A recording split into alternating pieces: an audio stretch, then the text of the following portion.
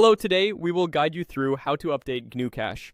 Updating Gnucash is straightforward. You'll download the latest release from the official website and install it over your existing copy. This approach keeps your accounts and settings intact while replacing the program with the newest version. Start by opening your web browser and heading to a search page. In the search bar, type Gnucash and press enter. Using the browser's address bar works the same way, so whichever is most convenient for you is fine. On the results page, look for the result titled Gnucash Free Accounting Software. Click that to go to the official site. It's a good idea to make sure you're on the correct domain before you proceed. Once you're on the Gnucash website, navigate to the section where you can download the application.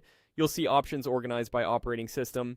If you use Windows, choose the link labeled Microsoft Windows 8, 10, 11. That installer is designed for supported Windows versions and includes everything you need for a smooth update. If you're on a Mac, you'll see two macOS choices. Select Apple macOS Apple Silicon, OS 11, Big Sur. If your Mac has Apple Silicon, such as M1 or M2 chips. If your Mac uses an Intel processor, select Apple macOS Intel 10.13, High Sierra. These labels indicate the minimum macOS version supported for each build, so pick the one that matches your hardware and operating system. Choosing the correct build ensures the best performance and compatibility. After you click the link that matches your system, your download will begin. File sizes can be large, so allow time for the download to complete. When it finishes, open the downloaded file. On Windows, double-click the installer and follow the on-screen prompts. The default options are appropriate for most users, and you can approve any permission requests from the system to let the installer make changes.